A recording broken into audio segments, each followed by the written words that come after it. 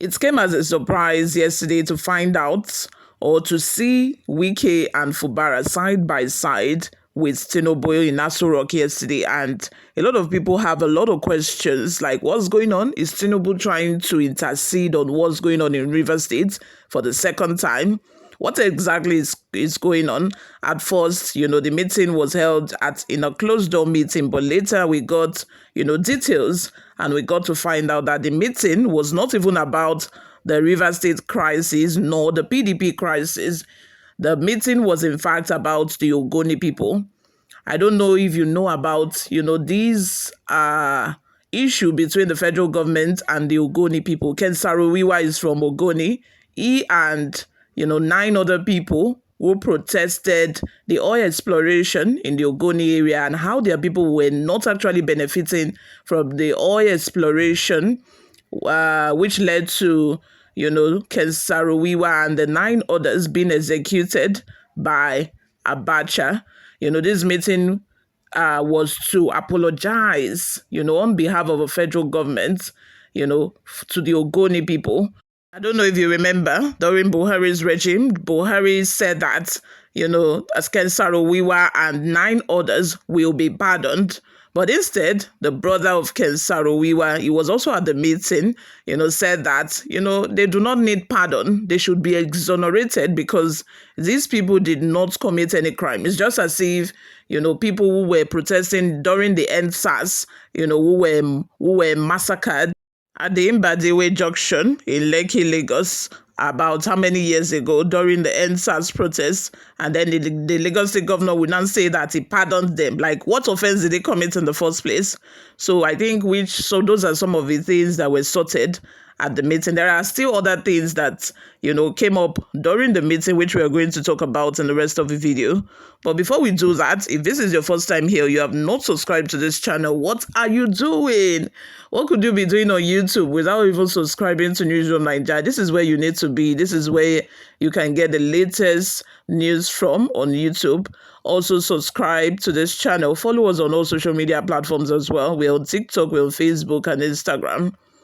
Without further ado, let's delve right into the details of today's news. President Bola Tinubu on Tuesday urged the people of Ogoniland to forget historical grievances and give peace a chance. President Tinubu made the call during a meeting at the Aso Rock Villa with the delegation of Ogoni people, leaders and top government officials, where he promised that his administration would prioritize peace, justice, and sustainable development in the area. During the meeting, which also had in attendance the River State Governor Siminalayi Fubara, the Minister of the Federal Capital Territory Nyesom Wike, and others, Tinubu made a passionate call for unity and reconciliation, stressing that wounds cannot be healed if anger is still present. We cannot in any way rewrite history, but we can correct some anomalies of the past going forward. We cannot heal the wounds if we continue to be angry, the president said. President Tinubu directed the National Security Advisor, Nuhu Ribadu, to coordinate the negotiations as he called for inclusive consultation and mutual understanding. According to a statement by Tinubu's Special Advisor on Information and Strategy, Bayo Ononuga, the president commended the delegation for embracing the federal government-led dialogue and emphasized the need for collaboration, trust, and inclusiveness to resolve lingering issues in the region.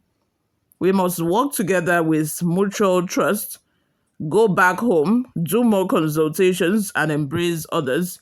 We must make this trip worthwhile by bringing peace, development, and a clean environment back to Ogoni land, he said.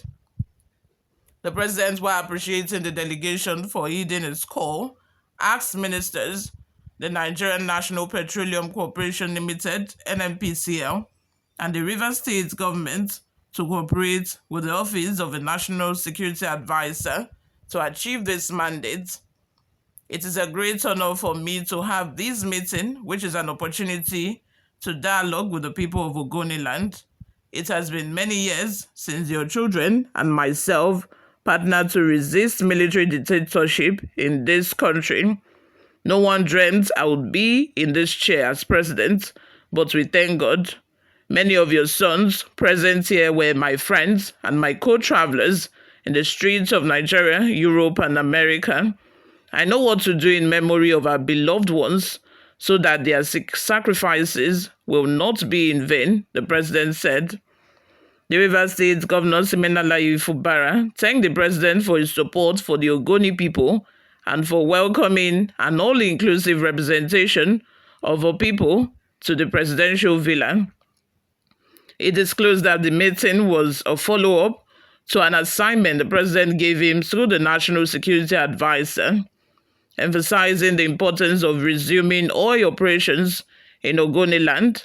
The governor pledged the delegation's commitment to adhering to the president's instructions and providing the necessary support to achieve the government's objectives. What we are doing here today is to concretize the love and respect we have for the president for being behind this meeting and for him to tell us to go back and continue the consultations with a timeline so that the resumption of oil production in Ogoni land will commence instead. We are executing the president's order.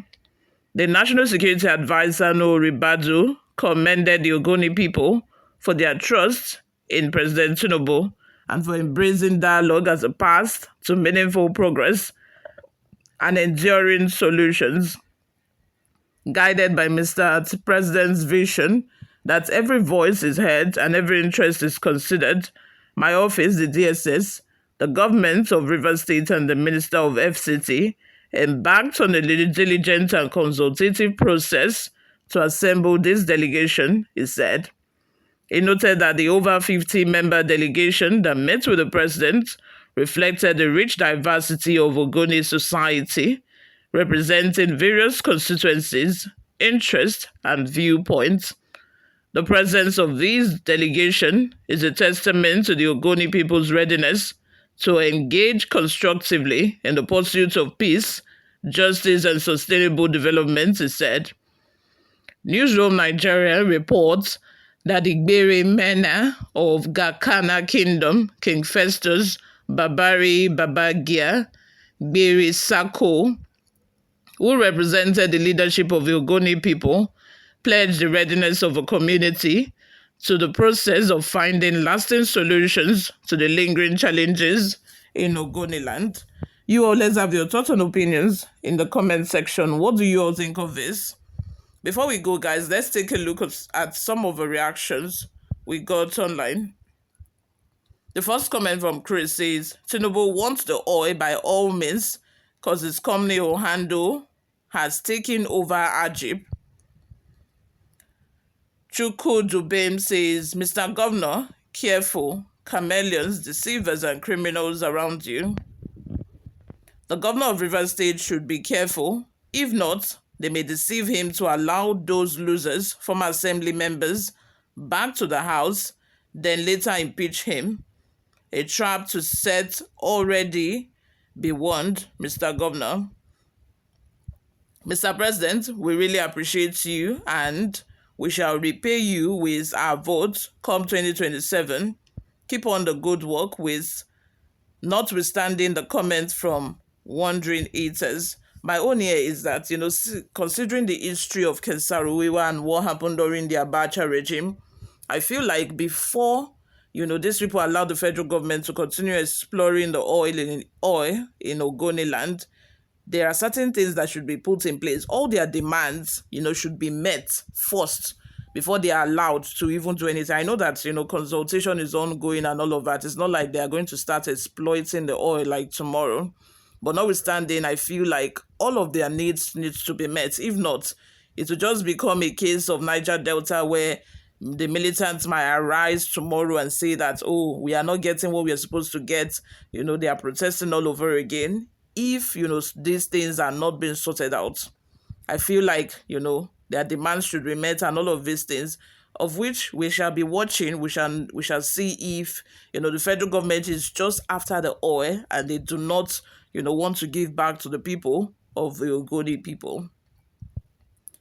Another person says the Niger Delta area and our people are the goose laying the golden egg for everyone to get something to eat, with the crude oil found in their land to provide energy and funds, which are used to meet the needs of a country. We must show respect to them not only by words of mouth, but giving them some or fair control of power, autonomy over these mineral resources. Ibrahim says, I personally thank Mr. President for his courage to make peace reign in Niger Delta communities, especially the oil-producing community. Wike, you are the most important person there. All the rest are follow. Thanks to Mr. President for your great leadership and vision. All right, so you all, let's have your thoughts and opinions in the comments section. Thank you very much for always listening and watching. I will see you all in my next video. Bye for now.